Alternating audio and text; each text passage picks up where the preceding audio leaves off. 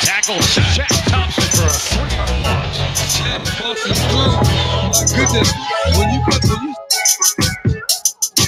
And what we see is no turn offense coming to fruition because Cam is actually a pocket quarterback. Who knew? Oh my goodness. Tackles McCaffrey, busting through at the 30, 35, 40. Quick race down the right side. Here he goes at the 50, 40, Miami 30, 20, at the 10. A swipe with the ankles. They can't get him. Touchdown, Christian McCaffrey. They can't get him. They can't get him, but you can catch us. It's the C3 Panthers podcast, brought to you by CarolinaCatChronicles.com, where every Tuesday night we chop up the latest Panthers news and opinions from the fan perspective. My name's Tony Dunn. They call me the Professor. I'm here with my boy, Cody Lashney. You're looking proud tonight. You're looking proud and kind of loud in some purple and orange. I'm very proud, man. Clemson strong tonight. We are representing. We're previewing another potential Panthers draft pick. My man who helped my Clemson Tigers win not one but 2 national championships, beating the big bad villain themselves, the Alabama Crimson Tide. We're talking about Cleveland Farrell, the defensive end from Clemson. We have a special guest tonight who also knows a little bit about that as well. I'm ready to do it, Tony. Let's roll, man. Tonight's show is Tigers with Panthers. Oh my. And that's what we're going to be focusing on as the potential help that the Panthers could receive if they were to draft one of those stud defensive linemen. Those are at least on the forefront of our mind, but there might be other connections to the Clemson Tigers that we can tease out. And we're going to do that tonight with special guests as long as things still work out. I hope it will. Marcel Louis-Jacques from the Charlotte Observer, beat writer for the Carolina Panthers, but also not only is that important because, look, beat writer for Charlotte Observer, doing a great job, kind of new to the Observer in last maybe year or so, but we got him not only because he's a beat writer for the Panthers, but more specifically because he was a former beat writer for the Clemson Tigers and has some really close ties, kind of a finger on his pulse of what's been going down there. So that's why he's going to help us try to tease out some of these. So that's going to be the main thrust of our show tonight. Again, the episode's name is Tigers with Panthers. Oh my, it's episode 19.10.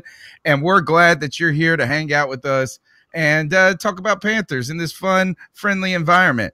You can continue to be a part of the show by smashing the thumbs up button, subscribing, telling a friend about the show.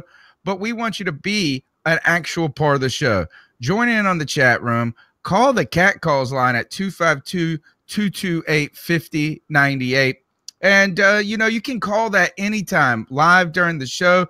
If I could get to it quick enough before the show's over, I can pull that voicemail up, or you can leave a voicemail anytime throughout the week of things that are on your mind about the Carolina Panthers, and we'll chop it up. What we're trying to do is create an experience where we as fans are hanging out and having a thoughtful conversation, a fun conversation, serious in our topic, but not serious with ourselves here. We have a lot of fun chopping it up with you guys. Let's go ahead and jump into a little bit of that. It might be maybe the deadest I've ever seen the news cycle when it comes to the NFL, really, and the Carolina Panthers specifically. It's so dead. It's such a dead time. It even killed their rival league that was coming about. The AAF died today, it seems, in its 8th week as Tom Dundon pulls the plug and hoodwinks these guys with his $250 million promise investment that was only 70. He's taking a loss. There's some conspiracy theories floating around out there, but they're closing the doors. The news is so dead it even killed competing football. Cody, right now, I think the most noteworthy thing that has even happened with the Carolina Panthers is that my man Cameron Artis-Payne has signed a 1-year deal in the last week. We may have even mentioned in the last show. I can't even remember. Yeah, that's how newsworthy the times are. I mean, Cameron Artis-Payne, he just remains on the front of our mind, and we want to talk about him. He doesn't get talked about enough, I will say this, though, and I believe I mentioned this before. And you've said this a ton, that Cameron Artis-Payne hasn't really gotten a fair shake, not enough snaps, even when Jonathan Stewart was here. We really don't know what kind of player he is yet. So if there will be a concerted effort this year to take snaps away from McCaffrey and put him on to someone else, then hopefully Cameron's the man for that job. So I'm happy about it, and it's another body on the roster. I think it's surprised. I certainly am surprised that Cameron Artis-Payne will be a Carolina Panther this year. Am I disappointed? Not at all. I do think it's a smart move for the Panthers. And that look is that ultimately you don't want to pull Christian McCaffrey off the field, except for to protect him, rest him, and to do some other things. You really aren't ever putting a back in there who is going to be better than him, it seems like. So going and getting a guy that you're trying to figure out how to do the balance. It didn't work with C.J. Anderson last year. I think with Cameron Artis-Payne, he's proven in the limited amount of times that he can run effectively. He's always been a productive runner. But I think this shows, too, that where some of the people said he was weak at in the past, that maybe he has made some strides. That is special teams, his effort there. I think there's a familiarity with the organization at this point. Instead of going and getting a third-tier running back from another team and kind of integrating him into the staff, into the organization, into the facility, and all of that, is that like Cameron Artis-Payne is probably the easy-peasy way of having a guy that you probably won't play. Yeah, absolutely. And even having to spend another draft pick to bring in another player who's wet behind the ears and, coaching them up. I mean, we have a guy that's been with the organization, and I mean he's ready to go, man, and hopefully he's hungry and has something to prove, and he can prove himself to be a genuine change of pace back that we would love to have on this team. So I mean, really, I guess if you want an exciting name, I saw one guy say this is what we're getting Cameron Artis-Payne back, and we could have had Jay Ajayi or whatever you said. I'm glad he's not on the team, because I'm gonna screw up his name every time. Ajayi. See, I didn't even say it right. Out of 10 times I tried to pronounce it, and I wasn't trying to disrespect my man. But I think he's slightly overrated. I think he can be effective. He's had some effective times, but really injury prone. I don't know if that would have been the great fit. It would have been more towards the salary cap. So Cameron Artis-Payne, newsworthy, tip of the cap to Cap. We, if no one else appreciates you, brother, the professor does. And also, I think it's been such a dead news cycle that even at the forefront, Cam's it's been an anti-climatic news cycle. Yeah, in a lot of ways. Yeah, anti-climatic, and Cam Newton has led that charge. We have learned a lot about his no climax February. There was Josh Klein from the Roaring Riot. I don't think he ever responded back because I just said that's nasty. Put up I thought was a good tweet. April 1 coming in like this, and he had that picture Cam taking that water bottle and just everything. That was funny right there. I ain't gonna lie, is that he was waiting for and maybe, you know what, maybe it's April. Which month did he say he was no climax, anti-climatic? That was March. All of March. It was yeah, okay. No, not March. He should have done February because it's the shorter month. We decided that. Yeah, right. But at the same time, I love this. First of all, is that Cam Newton makes people crazy. So much so that he did get in on the April Fool's fun and put out a video. What did it sound? What was it? The gist of it, Cody? I mean, he was basically just saying that he believes that it's good for you from time to time to basically not, blow one. That's what we're talking about. And he was basically saying that the team was doing it with him. McCaffrey and not doing it with him. Yeah, right. They're not doing it with him. And I'm sure there would be a lot of angry, upset girlfriends out there that are also with these professional football players. But I could not imagine going that long. I mean, come on, we're talking about guys here.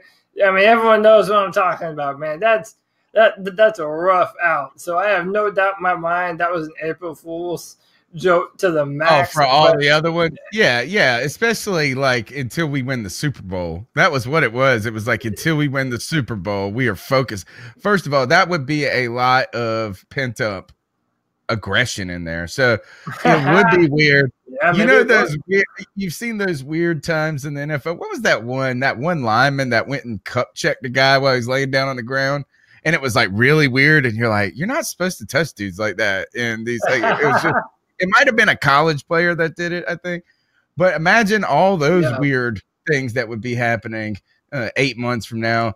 For me, the funny thing about this is that first is I find it to be so ridiculous that people are talking about it so much.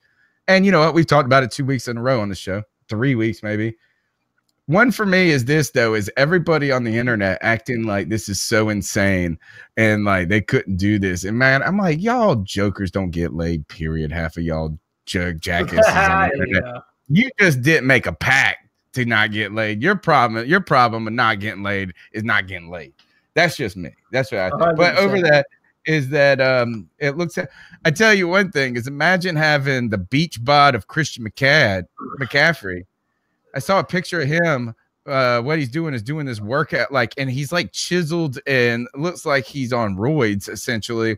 And then I saw another video of my man windmill dunking. Yeah, man, McCaffrey has ups. I mean, real ups. Homeboy can hoop. And hey, man, listen, everyone's been sleeping on. I mean, not everyone, not us, not everyone in the chat room. We know what my man's capable of. But I feel like now, you know, the media at large is starting to understand Christian's the real deal, man. He is a high-level athlete. And, I mean, this is what he does, man. He does it for a living. And, yeah, man, you know, he's another Luke. The women love him. You know, they absolutely love him. Well, they fawn over McCaffrey. They should. They should. I love him. And I tell you this is I've learned to appreciate him and think more highly of him than I ever expected him to be. So hats off to that. All right, we still got a couple. I guess Marcel's still on the way. Let's go ahead and jump into. You're listening to the C3 Panthers podcast, where we chop up the latest Panthers news and opinions. Let's go ahead and jump into your favorite segment leading up to the draft. Better get to know a Panthers potential draft pick. And this week on the docket is Clelin Ferrell. Clelin Ferrell, my man, like I said, helped us win 2 championships against Alabama. And, man, his first step off the line is dominant. And that's how he's going to win most of his sets. You know, the draft media are trying to push him down the board by saying he's not bendy enough or he's not athletic enough. And that's all right. If you have other moves to complement that, you can still be a dominant defensive end on that level. And Clelin Ferrell has such a high-end first step that he's able to get to the back foot of the offensive tackle before the tackle even has time to slide. He's a powerful young man. He uses his arms effectively to be able to shed blocks, move into the backfield. 10.5 sacks this last year for Clemson. And he's a badass. He never, ever gives up pursuit on the play. And he was a part of a dominant defensive line for Clemson. And, you know, I know we're looking at moving to a 3-4 front, doing some more of that kind of stuff. And I have no doubt that he will be able to stand up and, you know, be able to do some of the 3-4 outside linebacker stuff. But his dominant film is with the hand in the dirt, a 4-3 edge rusher. That's what my man does. And it diagnoses the plays well. He knows where the ball is moving to. He knows how to diagnose the run. And he knows how to get into the backfield on those third downs to blow up the play. I think he's a dominant day one starter for the Panthers. All right, so has his draft stock improved or has it slid since the kind of the national championship as well as the combine, into the combine, all of that? Has he got, was he it was Sweat that had the heart thing, right? Sweat had the heart problem, and then Farrell has an issue of turf toe that apparently he's been dealing with for a little while now. But it's something that isn't a red flag. It's something that he dealt with at the end of the season, but he was still able to dominate Jonah Williams in the national championship. So I'm not worried about that at all. He never missed a snap for Clemson. And he's a dependable player. You're never going to have to worry about him taking a playoff, or you're never going to have to worry about him not being available. He will be there to play for the Panthers.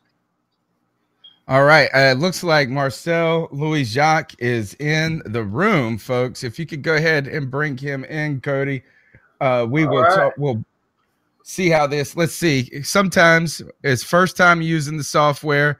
Marcel, do we have you on the line? Oh, hold on. Give it a second. It takes a second. We're impatient. Connecting. 1 Mississippi, 2 Mississippi. Come on, baby. Come on, data stream. As we wait for that connection to come, I saw Cleveland Farrell listed at 265. Marcel Louis-Jacques, Charlotte Observer, do we got you on the line, my friend? Think so. Can you hear me? Yes, we can. Hey, there he is. That was never used this before. That's kind of cool. Yeah. My name's Tony Dunn. This is my co-host Cody Lashney. Thank you for joining the C3 Panthers podcast. Yeah, man. Thanks for having me on, Tony. Cody, it's good to hear from y'all. Yeah, we know you had a dinner date and you were coming in. We appreciate you making the time. I was Marcel Louis-Jacques. I hope I pronounced your name correctly. I did listen to it 3 times. Hey, man, you nailed it. Believe me, like you have been far from the worst pronunciation thus far. You got it better than Max Kellerman did. And nice. I appreciate the first take shout out and all that. But man, you're straight, man. I appreciate that. All right, so we got you on first. Well, congratulations, A. It seems like this is Arizona State University grads are taking over the Charlotte Observer, and that you're the newest addition, along with Jordan, a young team now. But really, I think that's a great thing because you guys are really pounding the pavement over there. So congratulations for your work at the Observer, and I know you've been having a blast doing it. Oh, absolutely, man. It's crazy to see something go full circle with somebody that you've known for almost a decade, like myself and Jordan have. And, you know, in a land of Tar Heels and Wolfpack and Demon Deacons, you know, we got to show people that ASU is really out here. Like, we really got that national reach. And so you guys are doing it. It's great. You guys are doing it. We brought you on, though, A, because first, this is the longest running. We are proud of this, is we've been doing this podcast for 6 full seasons now. 52 every Tuesday night. We haven't missed a Tuesday since 2013. And talk about building the grassroots. Boy, this has come a long way from us. We're first of all, we're jokers and we like to have a good time, but we have tried to build a community here. So we brought you in here, A, because of your expertise with the Carolina Panthers, your close relationship to the organization. This is a Panthers podcast, obviously, but more importantly, for tonight's show, because what we've been doing as we've been inching up to the draft is kind of previewing a potential player who is approaching the draft. It looks like we're having some slight connectivity issues. He might have to refresh or there we go. So what we've been doing each and every week has been kind of previewing a prospective player who could fit with the Carolina Panthers. And we know from your connection, formerly a beat writer with covering the Clemson Tigers, that's why we brought you on tonight. Because, Cody, tell them who you've had your eyes on for the Carolina Panthers in round 1. So, yeah, Marcel, tonight I've been previewing Cleveland Farrell, the defensive end for the Clemson Tigers. And this is someone I know that you've kind of got to know well in your time working on the beat for Clemson. And, I am of the mindset that he's a day-one starter for the Panthers. Giant shoes to fill with Julius Peppers leaving the organization. But just tell me what, from your mindset, how about you've gotten to know, Cleveland, but also that Clemson defensive line and just how dominant they were the past 2 or 3 years.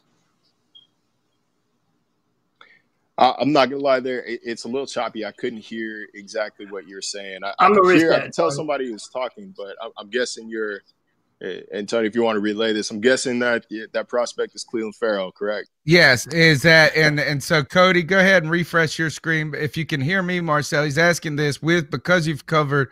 He sees Clelin Ferrell as a potential day one starter, not only in the NFL but as a good fit with the Carolina Panthers. And in a team that has lost Julius Peppers and that needs help on this defensive line, with you and your relationship with the team, knowing this kind of him as an individual, as a player, how do you see him kind of translate into the NFL, maybe with the Panthers, or just maybe some of the talent from the Clemson line coming into this draft? Yeah, I want to start with the off the field stuff because I think that it's impeccable, especially for this organization that's taken so much time to curate the locker room full of high character and high quality individuals. And Clelin Ferrell is a high character kind of guy. I spoke with his defensive line coach, for example, and back at Clemson before games, they would go over to Anderson and they, as a team, would go to the movie theater and see whatever latest came out, yada, yada. And Todd Bates told me that he remembers on one occasion specifically that when the entire team had cleared out, he went back in there to make sure nobody was behind. And Clelin Ferrell was there by himself picking up trash and making sure that the theater was in a better condition than he found it. And that comes from his military background. Both parents have military experience. This is a disciplined kid. This is a guy who's not going to get in trouble. You don't have to worry about him once he leaves the facility. And that's before he gets on the field. Now, on the field, he is highly productive. He's highly intelligent. He's a guy who played in a system at Clemson where he was challenged every day, where he was asked to do a lot of things everywhere, week in and week out, against some of the best offensive players in the country as well. And so you're right. Good. He is a day one starter, especially in Carolina, where apart from Mario Addison, or opposite of Mario Addison, you don't have a guy right now that you can say is a bona fide starter, that he is a replacement level starter. So I think he's one of the guys, he's one of several guys in this first round who could come in and immediately make an impact. And I don't think him falling to 16 is any sort of testament against his on-field ability. I think that guys like Brian Burns and Montez Sweat have done so much this pre-draft season to boost their stock in some teams' eyes that some teams may reach a little farther. Sweat in particular, who's still a little unpolished, could be a great player, but a little unpolished. And meanwhile, Ferrell he could be a great tight end, by the way. Montez Sweat, oh my goodness. Man, pick a position, and what is he not going to do well? Play both sides of the ball, damn it. I mean a 4.41 at that size, it doesn't make sense. My question is, what about this? How did the foot and the turf toe, do you think that this factors into people's evaluation? Because I know that's not a major injury, but it is one of those injuries that's like, gosh, they're like, oh, he'll be better in 4 weeks, and then 2 months later, they're still talking about the damn toenail falling off or whatever. Look, man, turf toe happens. These guys know how to play through it. He played through damn near the entire last season with it. He can do it again, is the impression that I'm under. This isn't a groin. This isn't a hamstring. It's not soft tissue. It's not something that's going to deter people away. It's not a heart issue. It's or something something that's going to really. Which Sweat does have, I think. I don't know if it's important. I don't know how big it is. He was cleared at Mississippi State. He was cleared to participate in the combine. But it's something that's really hard to get out of your head.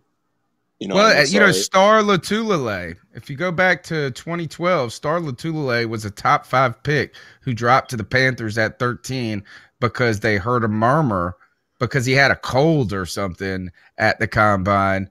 It later came out that it wasn't even a condition, but like he was sick.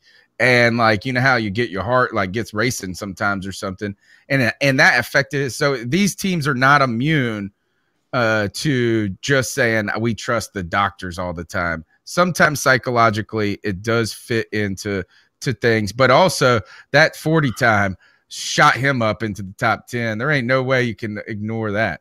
That's what I'm saying. There's going to be a team that it's impossible to ignore that at 260. And I got to say, this is I went to the Senior Bowl a couple months ago. It was my first time there, and treated me to underlined the most uncomfortable journalism experience of my life, and that is the weigh-in on day one before practice starts. And it is literally in an exhibit hall. They bring these guys up on stage in spandex bottoms where they measure how tall they are, and then they take their weight. And which is like, it's weird enough to watch, don't get me wrong, but like the weirdest part is the silence in the room. Nobody's talking. Or like just like hurried whispers. It's like, I was sitting there. It's like 7 a.m. I'm like, why am I here? This is I don't know what I'm looking at. I'm just looking at guys parade across the stage. A couple guys stood out. Montez Sweat was one of them. That guy is every bit 260, and I don't know if there's an ounce of fat on his body, man. This is a really special athlete, a really physically put together athlete. And to put that kind of speed on the field, as soon as he gets a little bit of that technique shored up, which if he falls to Carolina and Eric Washington can get his fingers into him, then I think this guy can turn into something special. I just don't think there's going to be a team that doesn't want to take a top 10 pick or spend a top 10 pick on that kind of potential. Marcel, we'll try this one more time. Hopefully I won't break up terribly. There we go. Yeah, man. But I mean, we're talking about Farrell tonight. But, man, that defensive line was so loaded. I'd be remiss if I didn't get your thoughts and opinions on all these guys. And another guy that I've seen kind of slip down the draft boards because they feel he might not be a third down pass rushing defensive tackle. When you also factor in he wasn't able to perform in the college football playoffs. And that's Dexter Lawrence. And the man is a monolith. I mean, 342 pounds. I mean, he is a dominant run defender. You know, judged on your interviews with him and how you've known him over the years. How do you feel he transitions into the NFL on Sundays? Like Dexter Lawrence is 6'5", 340 pounds. There is a place for him in the NFL, no matter where you want to put him on the in the trenches. But he is quicker and a lot more athletic than you would think by just looking at his size, on paper. And like you said before, the Osterman test and his perceived, his limited, I guess, perceived limited potential has him falling down these draft boards. But this is a guy who at one point everybody had going top 5, top 3, maybe number 1 overall. Like, he's every bit that talented. He's freaky strong. I think he could play a 1 or a 3 technique as well, and he insists he can do the same. He just wasn't necessarily asked to do it all and to be the guy at Clemson because they had three other guys who could be the guy. Yeah. So, no, he is – but, man, you see this guy in person, he is the biggest person I've ever seen in my life. Those are Vince Wilfork figures. And he's no Vince Wilfork, man. This is a Vince, you can tell. Like, oh, yeah, that's you can see where those 340 pounds are. No offense, Vince. Please don't come after me if you see this. But Dexter, man, he's a pretty, like I said, a really well put together guy, especially for 340 pounds. There's not a lot of unnecessary weight there. And given his production and given his talent on the field, he really knows how to use it. There was unnecessary weight with Vince, though, and that not unnecessary. They felt it was necessary. The best story about Vince Wilfork is that he got an injury. He had like a leg injury or foot injury, and he was actually losing weight while he was injured. And so they woke him up at 4:00 in the morning and like stuffed 12 eggs down his gullet and then let him go back to bed. Good Lord. I mean, you see all these stories about like Joe Thomas. Have you seen Joe Thomas lately? Yeah. It's shredded, dude. Like once you leave the NFL and you don't have to eat like 17,000 calories per meal, then all of a sudden you start looking like a regular human being. I wouldn't be surprised if Vince was like, you know what, I want to stop being this big, and he could probably do it like that. But no, Dexter, and the cool thing about Dexter Lawrence as well is his sophomore year, he basically played on one foot. He had nerve damage in his foot. It's something that we didn't know until spring camp or fall camp this past season, that he was just playing like I said, on one foot. He couldn't feel that thing down there. And so fully healthy, this guy's going to be something to behold. I think if he falls out of the first round, then whoever gets him in that second round just got the steal of the draft, and I don't care how the rest of it plays out. And, you mentioned, his playing with injuries, and that kind of brings me to someone that really doesn't, in my mind, get talked about enough, and that's Austin Bryant. And, people have him as a day 3 player, but, man, when you look at and I don't remember the specificity of the injury that he played through at the end of the season for Clemson, but the fact that Austin played hurt at the end of the season and then put up better numbers even with the hurt shoulder, that says a lot about him. Do you feel that would be another player that could benefit the Panthers' defensive line if we drafted him maybe in the 3rd or 4th round? I do, and I've been on the Austin Bryant train since really this draft speculation season began, especially since you can address a need on the offensive line in the first round if they see fit. And then you can wait until one of your 2 third-round picks to grab a guy like Austin Bryant, who put up numbers that are on par with Clelin Ferrell. Not quite on that same tier, but on par. And it's a guy, he improved his production this past year, playing through a pectoral muscle doctor said was completely torn off the bone. And nobody knew about that. Nobody outside of Clemson knew about that until January. And that goes for NFL writers. And I've spoken with people on the Clemson beat as well, who, when they heard it, it was news to them because you couldn't tell. And that's really important to him, the heart and the toughness to play through that. Austin said, he's told me on a couple occasions that that's what teams really respect more than more than whatever numbers he would put up in a drill at the combine or during his pro day. They watch the film and they see, okay, this is what we're getting. And this is what this guy is willing to do, no matter the circumstances. And so, yeah, I'm a believer in Austin Bryant. I think he's still a second-team All-American. Like, this is a really quality player that a lot of guys don't talk about nationally because of the popularity of Ferrell, of Lawrence, of Christian Wilkins. And, you also, but you already mentioned the first 3. We might as well bring up the final infinity stone here, and that's Christian Wilkins. And, Ron Rivera has been saying that we're going to incorporate some more 3-4 fronts. Do you think that let me put it to you this way. What do you think of, Christian Wilkins basically playing a defensive end for Carolina? And do you think that he might fit the evolution of what Ron Rivera is trying to have this defense look like in 2019? He could. And the word of the year this year is versatility. And that goes into this multiple front system. And Christian Wilkins is a guy, All-American at defensive tackle, All-American at defensive end. So he can play either position on the line or wherever you want him to. And I think that he's worth consideration at that 16th pick if he's on the board.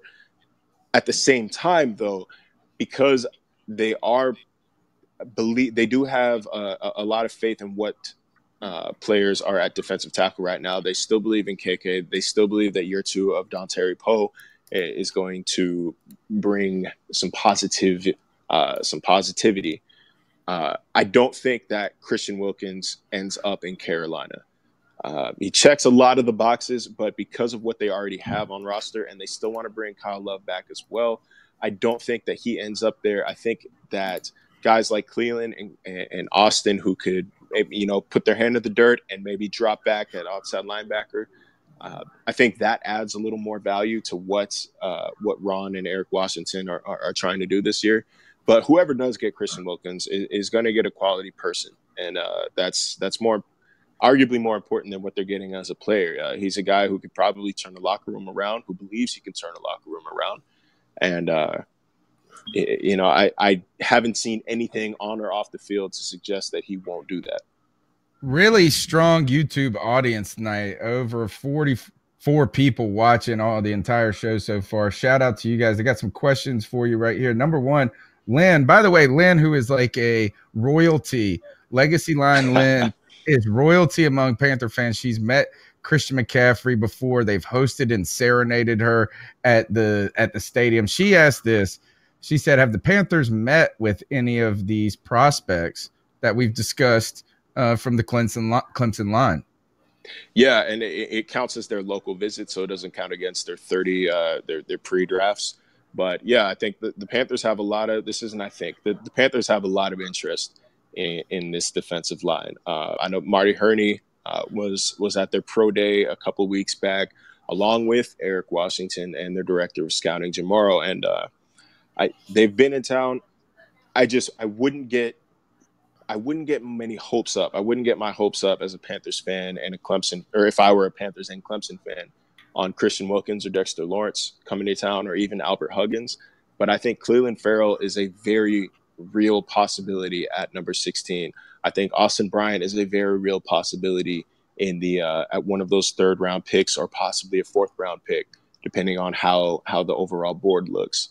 But yeah, these guys have come to town. We told you we'd only keep you for 15 minutes. I do want to squeeze a couple more out of you if I could get you. Let's turn our attention to Carolina's offseason as a whole. The Panthers, they landed a blue chip offensive lineman in Matt Paradis and replacing Matt Khalil. They cut Matt Khalil, excuse me. And in what was, I think, a stunner of a move, and were able to get Darrell Williams. No one saw that coming.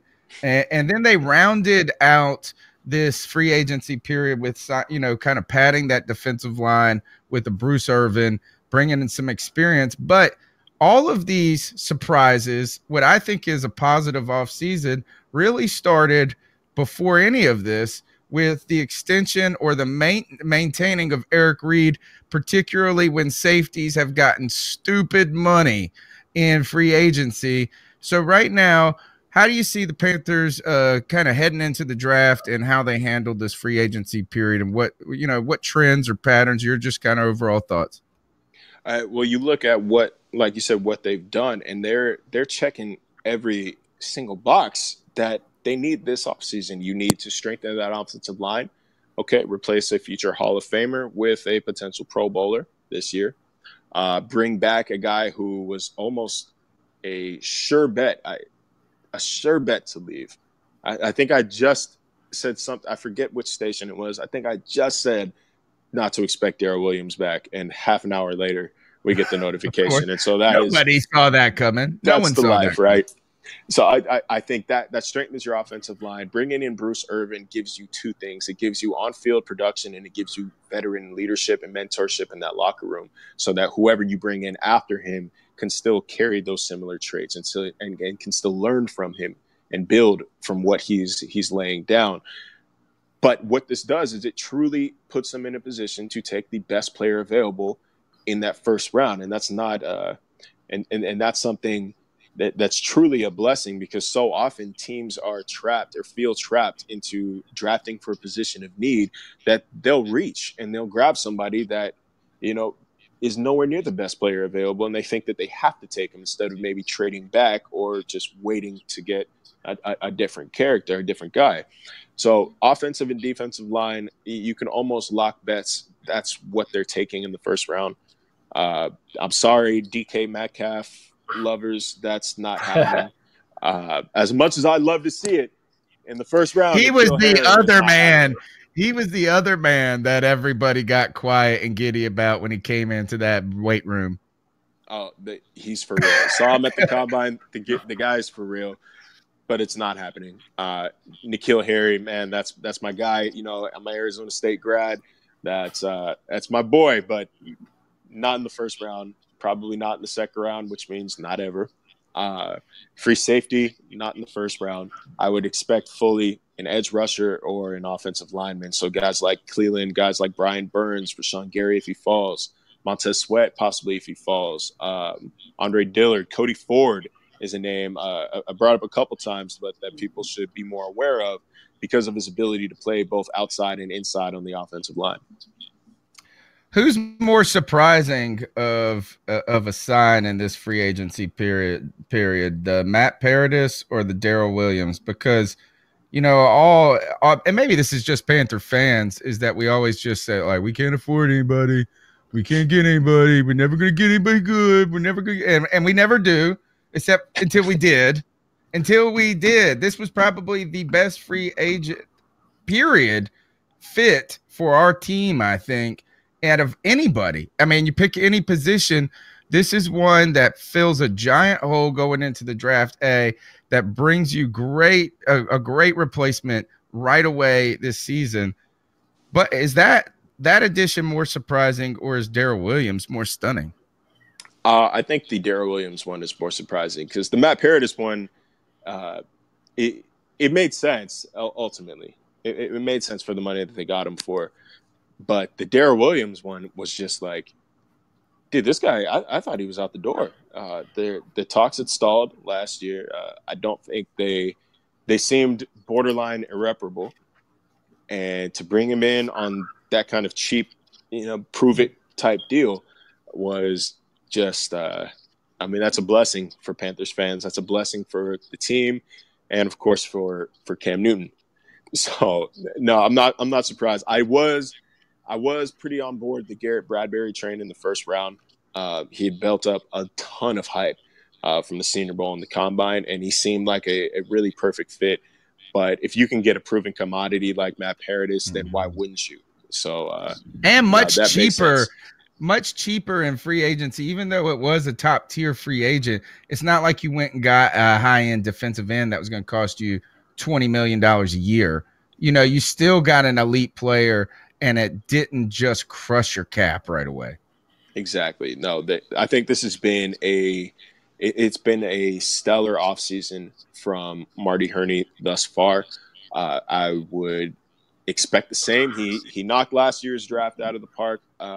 He hasn't shown a lot to suggest that he won't do the same this year, but time will only tell. We got 3 days at the end of the month to let us know. But he's off to a great start this offseason. It seems like he's almost a completely different general manager in the decision that he's making thus far.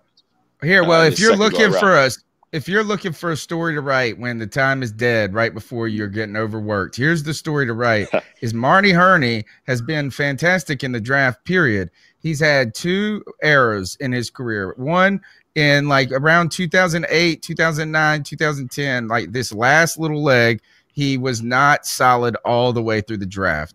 He had a couple of errors in the mid rounds and some different things.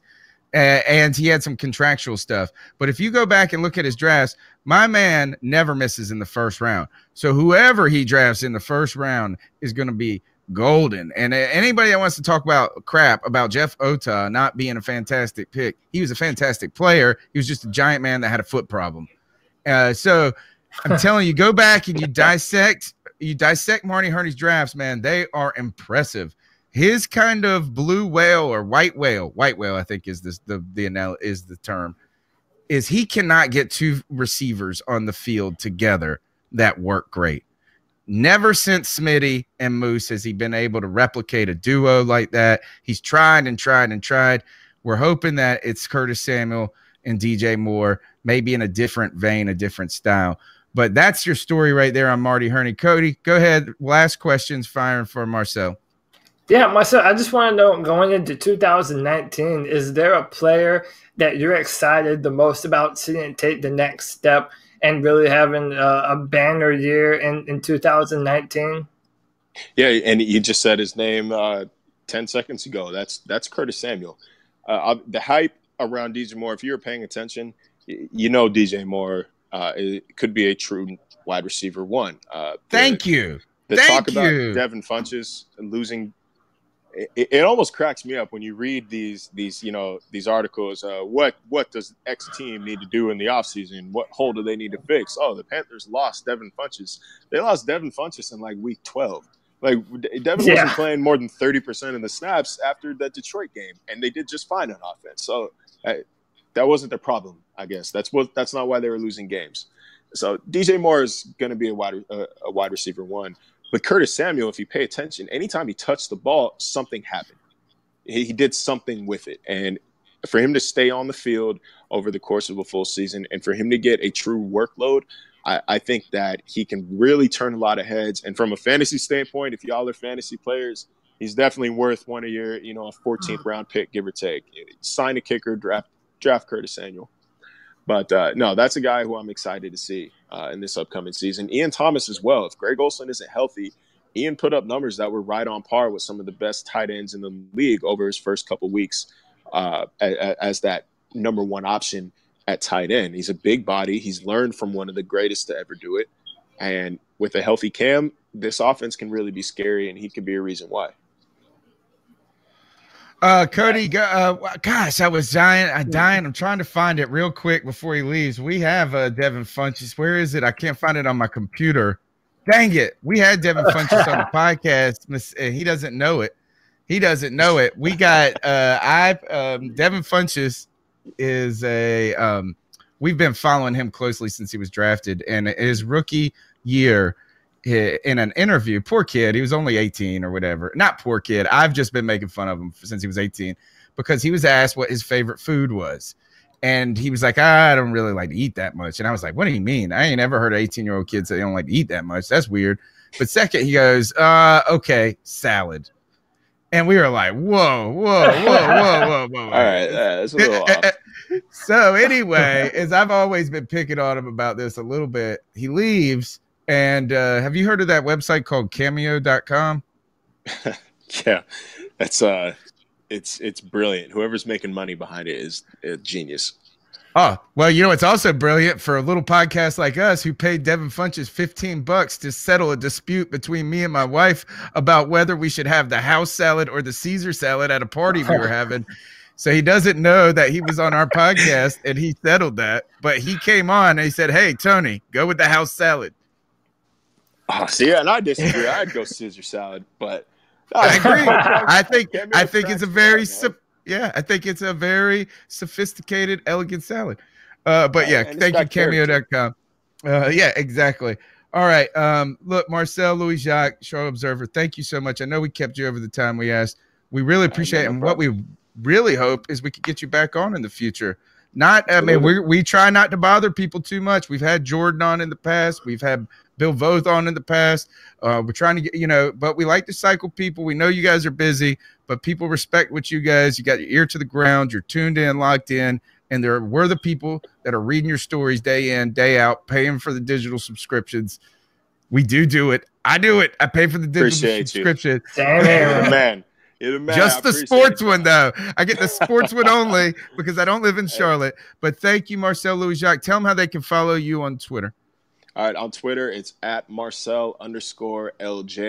I know I'm not really on Instagram or all these other accounts, but I put a lot of content on my Twitter, both Panthers and just me related. So you get a good idea that I'm not just as you can see, I'm not just a bot, or I'm not just someone hammering away on a notepad or a computer. Real person at Marcel_LJ. Appreciate the follow. I interact, man.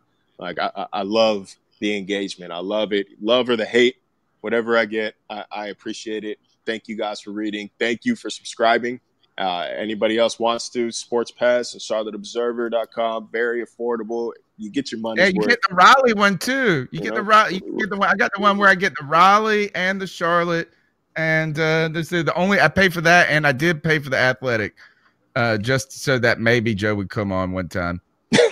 I got nothing bad to say about Joe or the Athletic. I know some great people that work there as well. But he got spiky hair. That's what I said, man. Hey, look, we work hard. We're doing this for y'all. You know what I mean? Like we're doing this so that y'all can be, everybody watching, reading, can be as informed as possible. So we appreciate it when you appreciate us. It's it's how the world goes round. I see legacy lines. Just follow, appreciate whoever that is, if that's coming from here. That's Lynn. That's Lynn. I'm telling you, go look up the story. Lynn's husband passed away unexpectedly, and they hosted. She came to a Carolina Panthers. She lives in Los Angeles. She came to a Carolina Panthers game, and Jonathan Stewart and Christian McCaffrey serenaded her at the stadium. They played dueling pianos and played. What was it? It was Stand By Me. And that, like, Yeah, it's wonderful. So you can go back and Google that, and you'll see her. She's a legend. She's a great person. Yeah, and I tell you one thing is everybody that follows the C3 Panthers podcast will follow you and bug you and ask you who have they met with this week. Hey, please do, man. Like this is the time of year, especially to do it because life, like you said, is about to get hectic in about 2 or 3 weeks. Right now, it's almost like I feel like Ricky Bobby after he won that first race. Like I don't know what to do with my hands lately, man. Like I'm not loving the slow period. So man, hit me with the questions, please. I'm telling you, like I engage whenever I see it. I love the discussion. I love to clap back too. If you're about that smoke, then we can go back and forth like that too. But right. Hey, you know what it is. Right. But hey, appreciate y'all having me on once again. This is a great time, and anytime you need me back, just let me know. Thank you. This was way more convenient than I thought. The app, the phone app. Oh yeah, it's dope, man. We got the hookup right now. We appreciate it, man. We'll be in touch with you. That's Marcel Louis-Jacques, Charlotte Observer. Thanks again. We're gonna go ahead and move on now. All right, Cody. That's Marcel Louis-Jacques, Charlotte Observer. Cool. Really a lot of insight here on the Clemson Tigers, what we saw there with the defensive line. One of the questions, I didn't want to just keep asking question after question after question. I want to say this, is that is there ever going to be a defensive line? Have we ever seen a defensive line with the Clemson Tigers that's like could potentially everybody go in the first round? Well, and it wouldn't be everyone in the first round because like what we're saying, Austin Bryant is a player that will probably jump into the third and fourth rounds. But, I mean, there are potentially 3 defensive linemen that are all going to go in the first round, and Dexter Lawrence, Christian Wilkins, and Cleveland Farrell. And they're all bad boys, man. They're incredible at what they do. And, I mean, they won 2 national championships and beat Alabama doing it. Alabama recruits the best offensive lineman in the country. Jonah Williams is probably the best offensive tackle in this year's draft, on the left side at least. I mean, they're dominant football players, and there's been a lot of people that have kind of been harsh on them. And that's what happens, man. People, they run through these players and they try and analyze their upside and their downside. So sometimes their negative traits are harped on even more. But I honestly do feel that these guys are going to be awesome contributors. And I would love to have any one of them on our football team. All right, you're listening to the C3 Panthers podcast. We're going to jump next to the Cat Calls line. That is where you can be a part of this show, interact, and call into the show and leave a voicemail 24/7 all throughout the week. The number is 252-228-5098, where you can have your voice heard on the longest running, most interactive Panthers podcast. We are celebrating ourselves here for that moment. We had a great guest. We ask you to subscribe, thumbs up, follow, share, help grow Panther Nation together. Here we go. So what are your thoughts on catcalling? Yeah, you shouldn't do that to somebody. And how did that make you feel? Very uncomfortable. So how do you think catcalling makes the person feel? It feels good, like. Who's that cat sitting in the back corner with his face buried in his nose? Who's that kid that can use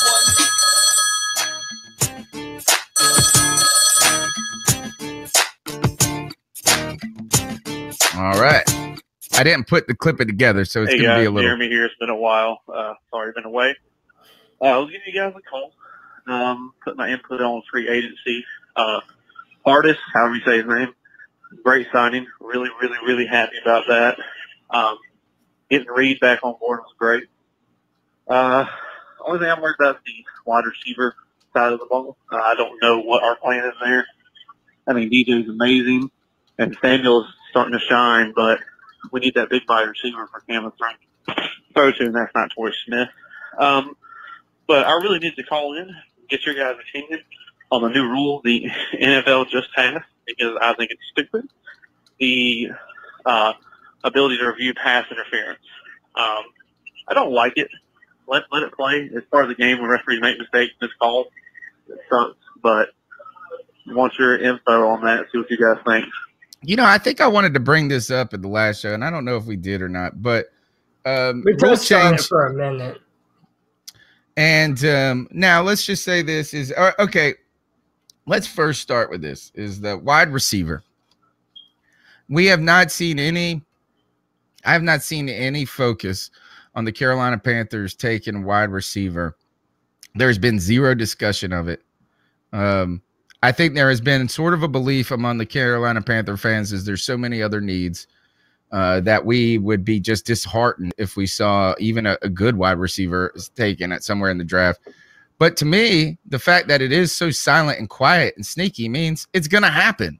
Now, I'm not saying round 1, but hey, maybe this does happen in round 3 or something like this.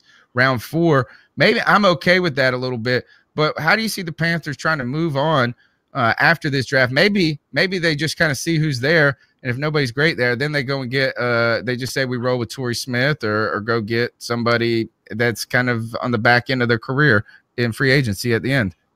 Well, I'm of the mindset that it better be Torrey Smith for another $5 million for a year. And I know you and I differ on that. But there are a lot of players that you're not hearing about necessarily that are the type of players that have the potential to be great football players later on down the road. Hakeem Butler, we've talked about him a little bit, the wide receiver out of Iowa State. Long, tall, big body, catch radius, probably a higher upside version of what Devin Funchess was supposed to be. Miles Boykin is there. There are a lot of receivers that, you're not hearing necessarily unless you have the ear to the ground on this stuff. But there's definitely some players that are going to be available later on for us to be able to grab. As far as the rule change, I've had some time to think about it. And I don't know, man. We're going to have to see how it's implemented. My only fear, and I think this is the fear that most people share, is now you're going to over-officiate everything. Every time there's a play that should have been a pass interference or wasn't a pass interference, and nobody like, oh, we got lucky but one, now they're going to be throwing flags on it. And, will there be over-officiating? I don't know. I think that's what everyone's afraid of. It just depends on how stingy referees are with it. Okay, when it comes to over-officiating, I think one of the problems with technology is that it allows us to overdo it. So what I mean by this is sometimes I think that the catch rule has been so difficult for people, for the NFL to articulate and for them to adequately apply. Not because looking and seeing what a catch really is that hard, or even explaining it is that hard. But when you slow something down that is going like 100 mile an hour crash, you know what I'm saying?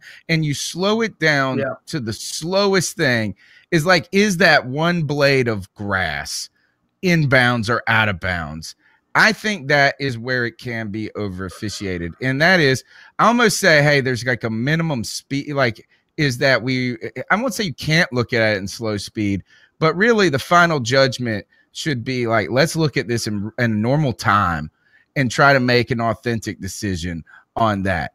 The other thing though is that ultimately one of the things that has been the NFL has been concerned about in kind of the slippery slope of over officiating is they don't want the games to be any longer, right? Yeah. Is that the games, they don't want the games to slow down, but they also don't want you don't want to say, well, was there a hold on that play? Was there not a hold on this play? I don't think anybody wants that. I don't think the NFL wants that. I don't think players want that.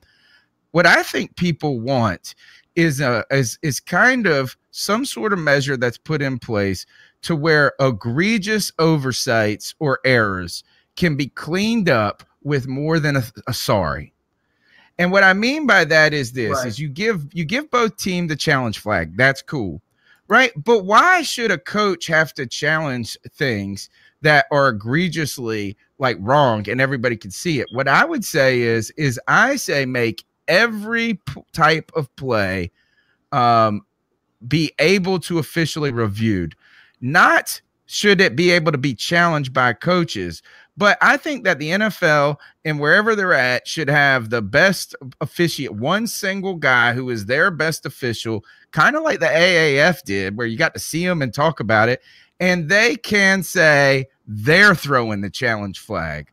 Hey, there's a problem with the clock. hey, the ball spotted on the wrong line. These are things errors that are human mistakes. We're not saying this is tell that guy to pick up the flag, call a hold on that guy, but things that are so blatantly obvious, maybe there can be kind of like an orange flag that the NFL throws. Well, and what I do know, or from what I've heard, is that after 2 minutes, if you're in the final 2 minutes of each half, it does go to a booth review. So it's not. Well, that's how it's been for challenges. But why can't they do that? Why can't the NFL step in? What if there was such a bad call, like the coin flip, and you saw on the television that they called it the wrong way? Why can't they, with the technology, say, pause, let's look at this real quick? Not fans, not players, not coaches, but like an objective party. Yeah, and I think that maybe what I heard was that there's going to be someone in New York doing a lot of this too. So, and then another thing is, I think that you only are limited to the amount of times that you can do it. So if you're going to challenge, it's still a part of your 3 challenges that you have per game. So you need to save them. You need to save them. So you really have to judge, all right, if you think that was a clear pass interference, at what point in the game are you using it? Is it that important that you use it right now? There's a lot of ins and outs to it. I'm not too concerned right now. I'm going to worry and complain about it when I feel that it's a problem. But as of right now, it's too early to tell. Just to remind people where the genesis of this call has come from, is from a rival. And look, as Ken D says in the chat room, is that he says, look, let's just all mug a Saints wide receiver in the alley at least twice a year. There's no love lost for a mugging of any Saints player. There's no love lost there, but we all kind of did see what happened with them and the Rams. And what I always said is I want the Saints to lose at every moment, but I also want to lose to them in a way I get to gloat. I get to gloat over how the Falcons lost in the Super Bowl. I don't get to gloat over how they lost, the Saints lost in that NFC Championship game, right? Is that it's like, hey, I'm glad you guys aren't going to Super Bowl, can't win a Super Bowl, ha ha ha for that. But man, was that a pass interference? I mean, Sean Payton did them no favors either, but hey, I hear you. Right. We're on the same page. Right. All right. All right, next cat call. I think. Play.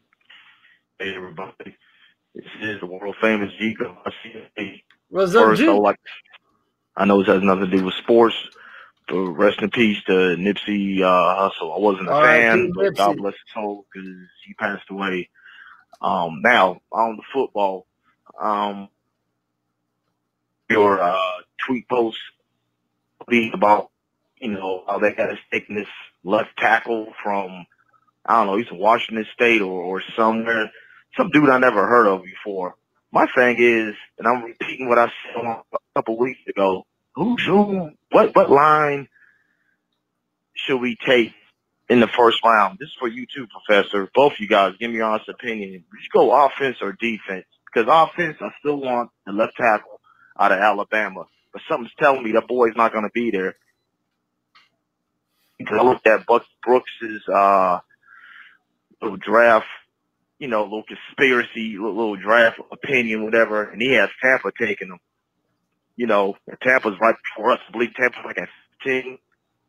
And then, for 5. us at 16, I see some people saying we're going to get a left tackle. They're talking about this left tackle out of Washington, I think, or Ole Miss, one of the two. I still want the boy from Alabama. And another name that's been coming up a lot, maybe you guys heard of this dude, is the defensive end from Florida State, Brian Burns. I really don't know that much about this dude. His highlights look good, but there's a lot of people saying we're going to take him. I would not take him over Montez Sweat. I just wouldn't. Even though some people say Sweat's going to bust, but I don't know personally, and another thing, everyone is jumping on the Cleveland Browns train. I'm happy for the Cleveland Browns, even though they beat us last year off some luck shit. You know what I'm saying? But some people are wondering, you know, Duke Johnson wants out of. You see us, you know, give him a 1-year deal to come to Carolina. Do you see that? To me, I don't see it happening because we just re-signed Cameron Artis-Payne. I don't know why. And, you know, we signed Elijah Hood too. You know, so I don't know what the hell's going on. You know what I'm saying?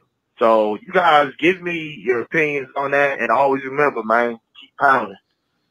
All right, I'll start with this since you're kind of the draft guy. Is that I feel like you go offensive tackle if one of those kind of if a guy slips to you.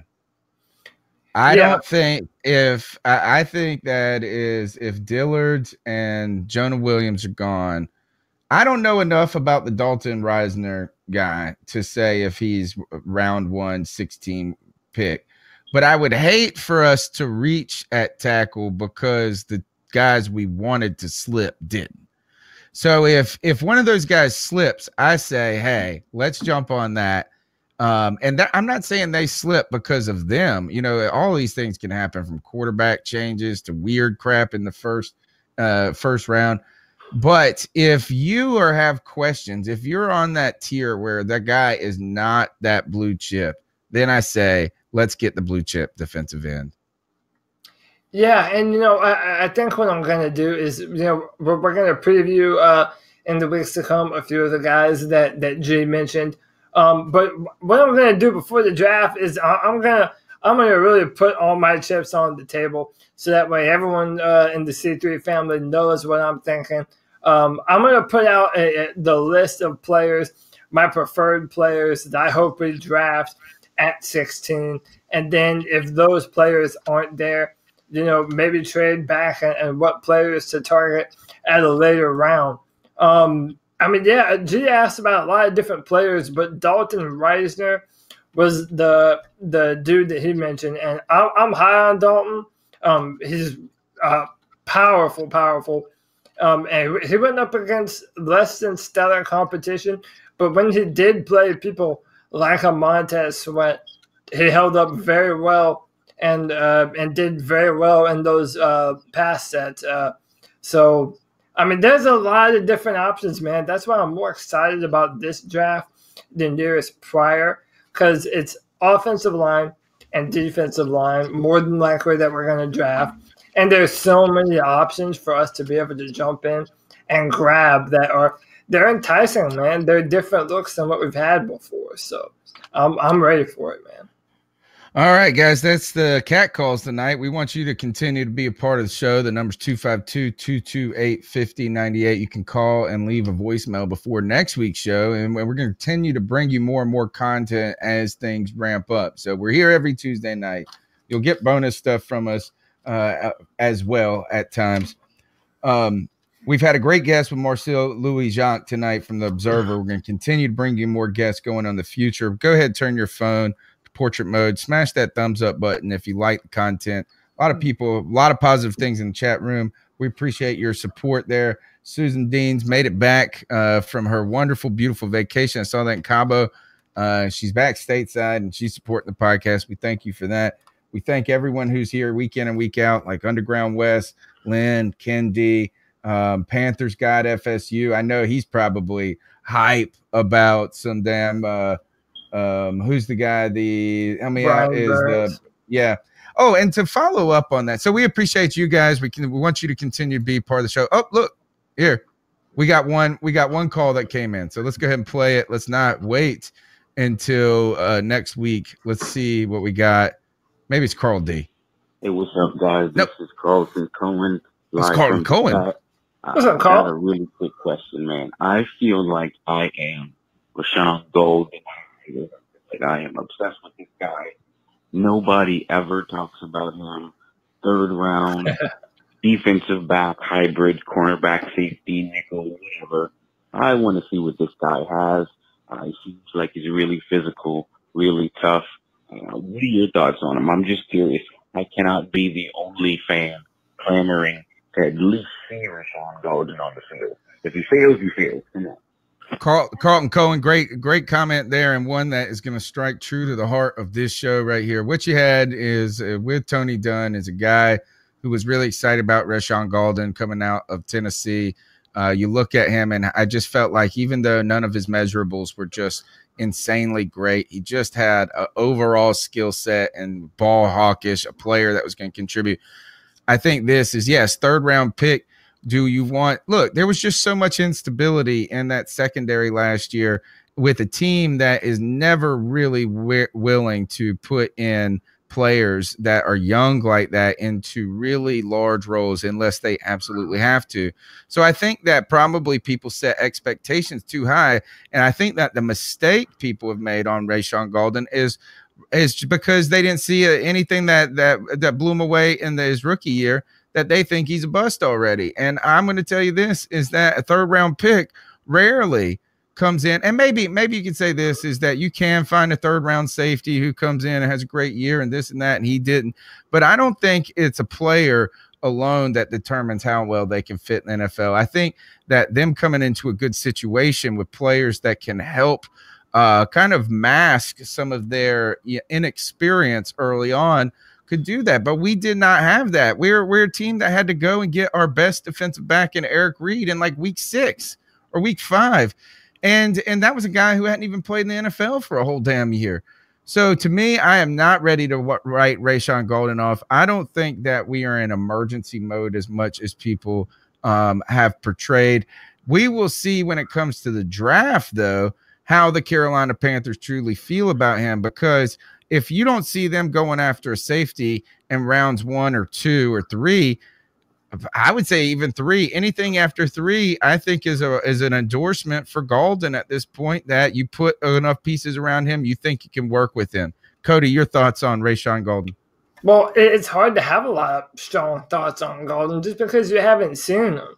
And I maintain this also, that, another guy, Corn Elder, a lot of people remember him for being burned against Seattle. Totally unfair. When they put him outside. And this is my number one rule when evaluating players. You never judge a player by their first year in the NFL. By the way, that goes on both ends of the spectrum, too. If that player was absolute trash that year, or if they were an all-star player that just dominated up and down. I want to be able to see a player be able to bounce back and do things differently. And historically, there have been players that had a very slow start and that went on to have all-pro careers. So I don't know what to make of Golden right now. I hope that he has an opportunity at least to try and move into one of those safety spots opposite of Reed. And you're right. If we don't draft one sometime by the 3rd round where we have 2 picks, then they probably do value Golden as a potential starter in our defense. But I do have a feeling, if you listen at the players that we're bringing in, Taylor Rapp out of Washington, I do have a very strong suspicion that at some point in this year's draft, the Panthers are going to grab a safety, and I'm around 90% sure that they are. Well, I think it would be a mistake to give up on a young player this quickly. I think is that even going back, first of all, is that with Corn Elder as well, is that I think the coaching staff threw him under – Ron Rivera threw him under the bus after that game where they put him in a possible situation. Yeah. But at the same time, is a high-profile play. If you judge a player by their worst play, then then of course you're going to cut everybody, it feels like. But when it comes to Golden, is that we just don't even know at this point. And, you're putting in a young player, that rookies. Look at Christian McCaffrey. Just look at Christian McCaffrey, a top 10 pick. And even the game for him was faster his rookie year than he wanted it to be. He said that he was trying to do too much. Like, it's about feel. And so you're talking about a player who is good in Golden, but not of a top 10 type pick. And you want him to perform in a secondary that is in shambles and a defense that was in shambles. Tell me one player that played great on the defense other than Luke Kuechly last year. And even Luke Kuechly wasn't Luke Kuechly last year, despite his numbers being Luke Kuechly-esque. Yeah, I mean, it was drafted in the 3rd round for a reason, and he was a developmental player. It's around this time, though, that you do want to see that development. Is it going to pan out or bust? And, I want to know about him, and hopefully by the time the preseason rolls around, we'll be able to see some more things from him that we decide that we love or we can live without. All right. Underground West he says this, CMC really elevated his game after his rookie year. It's true, is that he is a tremendous player right now. Looks like he's going to be a top offensive player in the league if he wasn't already. That Ken D says, did Ben Wickery just come blazing through just now? And if he did, I would say, hell yeah, that's Sticky Wicky. He's been on the podcast twice. He might have only been on once. It was him. Demir Bird's been on twice. No, Demir Bird's been on twice. But yeah, we've been cooking for 6 years. We're the best kept secret in Panther Nation, the C3 Panthers podcast. You just heard why. Real quick, shout out to Susan Deans. I'm not gonna let this go because she came through another Tuesday in a row with a love bomb in the chat, and we love her for it. We hope you had a wonderful vacation, Susan. Thank you for the support. She watched from Cabo. I know, man. Look. Is that not a dedicated fan to what we're doing here, Tony? I mean, come on, man. That is that's a dedicated fan, but a testament to our product, C3 Panthers podcast. By fans, for fans. You can be a part of the show. Call in to the Cat Calls line, 252-228-5098. All right. 2 last things we got to do. We got to do the ice up pick, but I got to ask you a question here. Since we've been talking Clemson Tigers so much, I have a big and important subject that I think that, I mean, it's really a calling in my life. And that is, I believe that lions are imposter kings and that the true king of the jungle is the tiger. So we're bringing this up because we talked Clemson Tigers tonight, but now I just get to talk about Tigers for a second. Are you with me? Are Tigers, who is the true king of the jungle, the tiger or the lion? Of course it's a tiger, man. Of course it is. Listen, you're talking about a bigger cat. They can swim faster, jump higher. They have more body mass. They're more athletic as an animal. I mean, and there's no doubt in my mind that the tiger is a far superior animal. And yeah, the lion, I've never been fit on the lion. All right, I'm going to tell you guys why. And the reason we're going into this is that there is the Clemson Tiger connection right there. I'm going to say this, Marcel Louis-Jacques, true king. That right there is a true king. Cody Lashney, true king. People in the chat room, true kings. And this is what I mean by what a true king is. A true king is a true king, just like that of the tiger, where there is some imposter somewhere taking the credit, but the true king reigns and lives on his own. Now, I'm going to explain to you why the tiger is truly the true king of the jungle. Number 1 point, geography. Lions don't even live in the jungle. They live in the grasslands, the savanna grasslands. Right now, tigers actually live in the jungle. They rule over their kingdom. Number 2, you mentioned this, physical superiority. They are bigger animals. They're more athletic. They run faster. They jump higher.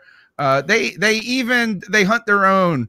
Maybe it is regal for a king to make all the ladies to do the work like a lion does, but a tiger straight can beast on these mugs.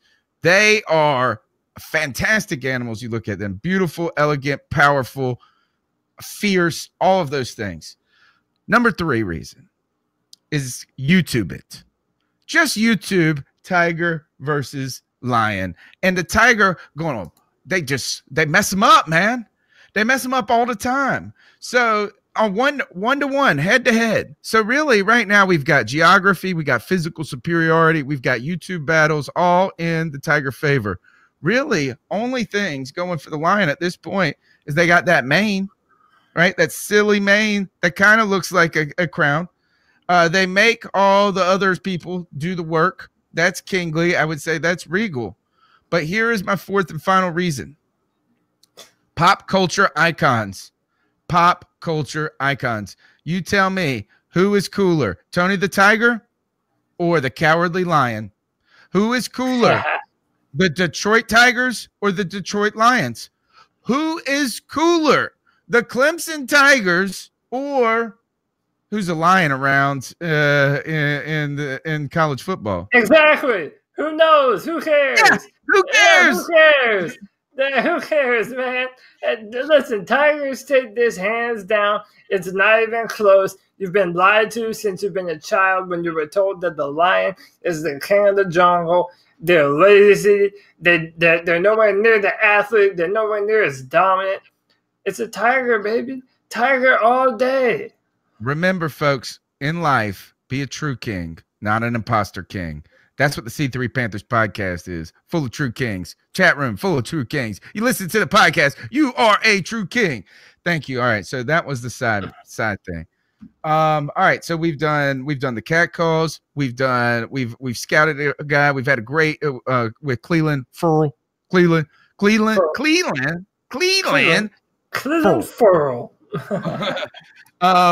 We've scouted these guys. We've had a great interview. Marcel Louis-Jacques. We've had great comments in the chat room. Now it's time for the final segment. The final segment where people want to know what everybody loves is as Ken D said, Nittany Lions. Well, I would say this is Clemson just overtook them as a football program in just the last decade. Like, alone. I mean, how many national championships you got to win like in a row to overtake a historic program? Who haven't we overtaken, baby? I mean, come on, man. What more do we got to do? But yeah, there's a few other ones. But yeah, man, Tigers, and it's not even Clemson. LSU Tigers, Missouri Tigers, the Tiger. Even in football, Tiger mascots are traditionally the more dominant. What is Auburn Tigers? Yeah, Auburn Tigers. Yeah, there you go. Cam Newton, man, come on.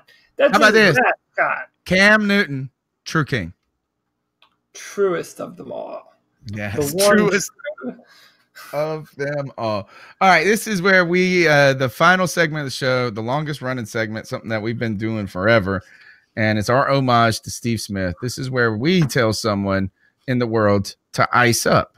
And that means to get your shit together or to come correct or whatever term that you like, right?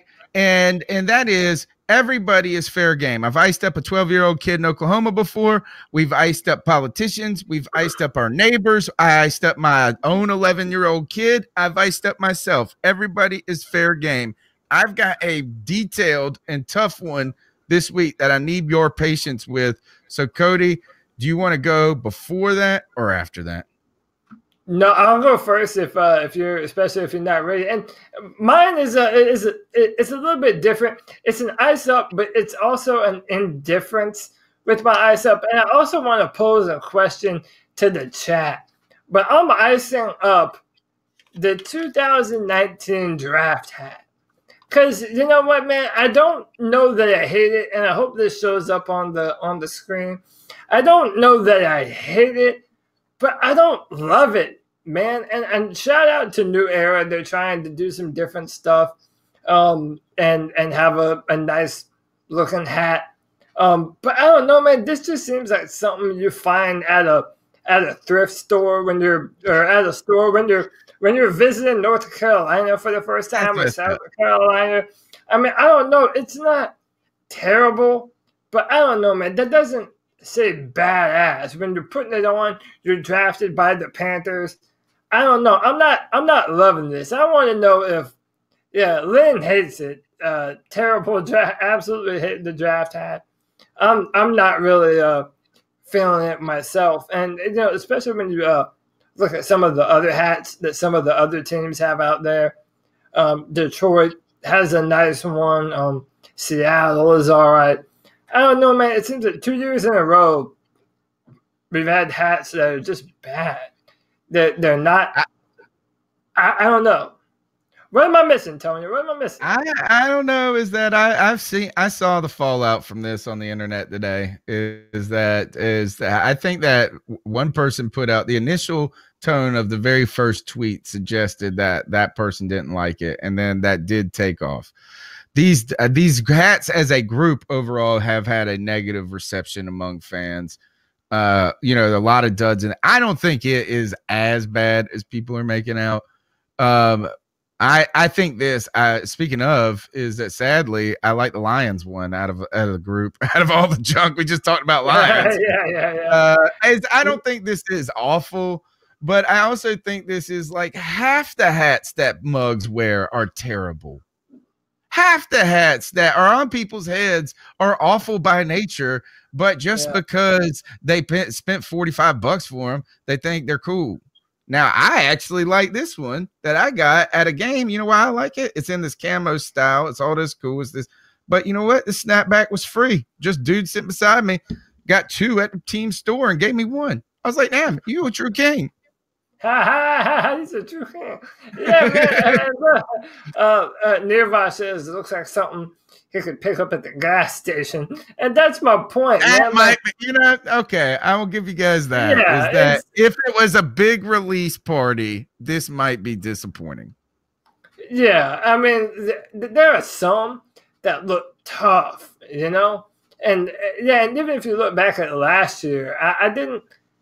2 states, 1 team. It just said it in words. It didn't even have our logo on it. This is 2 years in a row that I'm just confused. I'm not feeling it. No one in the chat has yet to say they're feeling it. So to whoever designed this hat for New Era and the Panthers, ice up, son. Yeah, you know what you guys got to do is stop trying too hard.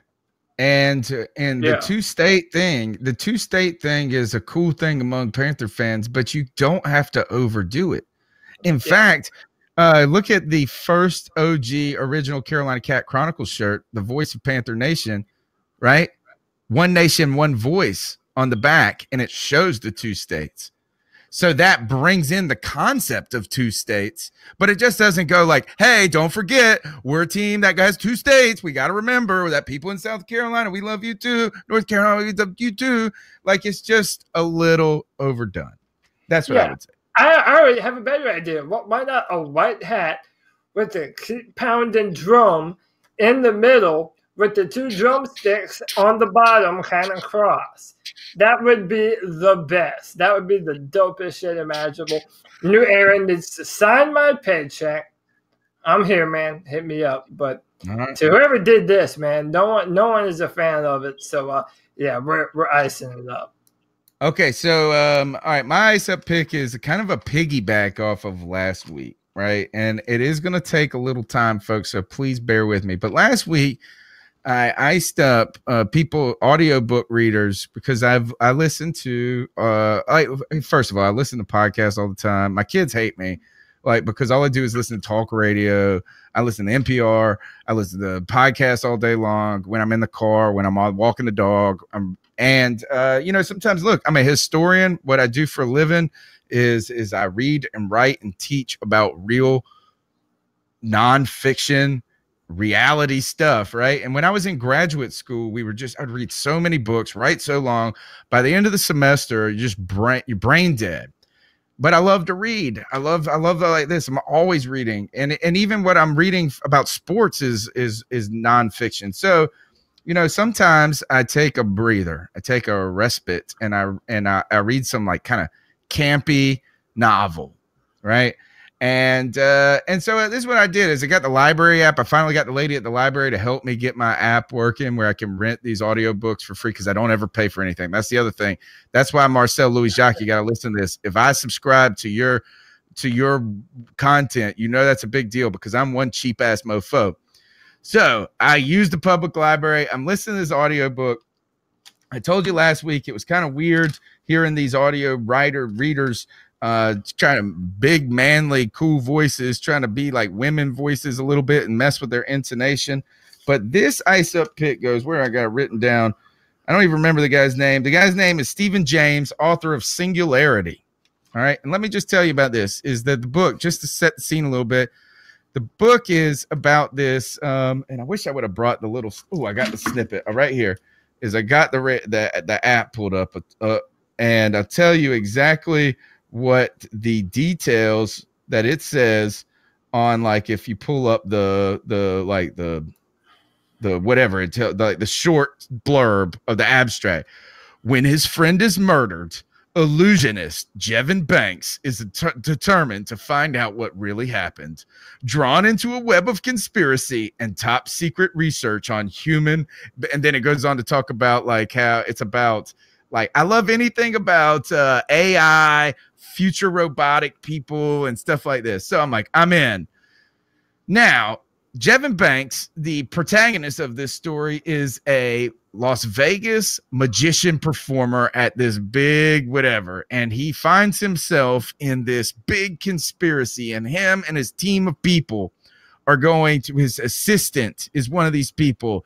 This lady, Fiona, is a single mother and computer hacker that works for him on the side for some reason, and her servant kids are helping them to kind of take away this crime or find this crime out and all of this stuff, kind of Terminator. They're looking into Terminator AI and things like this.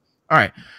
So it's fine. It's fine. It's kind of campy. I understand that. That's what I want about it. And me to make fun of a person who's written a novel that has a lot of layers, has a lot of development, a lot of hard work, and it is pretty good. It's pretty good. It's not like, I mean, I'm not going to say you can read this and you can be like, oh, this is fantastic, but I don't think you'd say it's awful at the same time.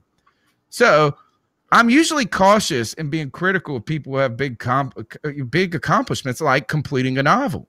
You know, the difference between someone who's completed a novel and who has an idea for one is one did it. Yeah. So now here's the deal, though. Is that in this book, though, at one point, this girl, Fiona, she is a she's a computer hacker, homeschools her kids. She says that she does not encourage her kids to read the classics. So then in this book, they take a little, she explains why she doesn't encourage her kid to read the classics, citing, hey, that they're overrated, that they're not really written as best as they could because of the lack of editorial process. But here's one too. Here's a little clip of the reading right here. That wasn't the case a couple hundred years ago. She's talking about why the classics aren't great. Competing for people's attention against millions of other writers, billions of websites and blogs, not to mention video games, television, Facebook, updates, tweets, movies, and so on. They have to be better just to survive. What about the test of time? Remember how she told us that The Catcher in the Rye and Silas Marner hadn't stood the test of time? Well, she says that the test of time is if people in the future still want to read a book and don't just do so under threat of punishment. A bad grade. Exactly. A book you're forced to read but would never read if you had the choice hasn't stood the test. So Poe's stories have stood the test of time. All right, so here, I'm going to pause it right there. So this author takes the moment to not only just make this kind of a part of the storyline, because they mention it earlier in the book, but then they really come back and spend probably like 3 or 4 pages, if the guy's reading it, talking about why this. So it's kind of like the author of this book taking a jab at some of the greatest novels and writers of the past and saying that they really don't hold up when you look at the quality of them, because they lacked essentially the competition that a writer would, I would say he is implying he faces. Now, that's a bold and audacious move, particularly when this was an earlier passage from your book. I look at the man the bartender pointed out. Sorry, I was recording this in my truck. My gaze quickly drifts to the gorilla who's checking out Charlene. His muscle t-shirt looks like it might have been painted across his chiseled chest. He has me by at least 50 pounds. He would be easy to put down if I needed to, but I figure I could do it. Martial arts versus brawn. Braun is going down every time. Unless he knows martial arts, too. That wouldn't play out so well for me. In answer to my question, the bartender says, "That's the guy who can lead you to him." It gets even better. Sorry, I'm like driving and recording. You really don't want to meet Solomon. Before I can reply, the man who can't keep his eyes off Charlene. This is where it gets really good. Honey, why don't you pull your stool a little closer? This is that weird. A couple of the guys nearby him grin. "No, thank you," she tells him, then lowers her voice and turns to me. "Jevin, I think..." "What? You too good for me? I won't bite." He glances toward his buddies. "Unless you're into that." They chuckle and give more of their attention to the interchange. It gets so good right here. "No, I'm sorry, you got to hear the whole thing." She stands. He goes on. "I think I could," but I cut in. "The lady said no." The lady said It's no, obvious pal. by now that he's not simply coming on to her, but also putting on a show for his buddies. And that means he'll probably be less willing to accept no for an answer than if he were alone and simply looking for someone to take home. Whenever a guy has an audience, he's much more motivated to want to save face. Hey, he C3 appraises podcast me coldly. "You might best keep out of this. This is where it gets awesome. I'm sorry, this is I'm great. having a conversation over here," I tell him. "And neither my friend nor I are interested in being interrupted by you anymore." "Jevin," Charlene puts her hand on my shoulder. "Stop, Jevin. "It's okay." It's okay. He leers at her. "I can show you what a real man is."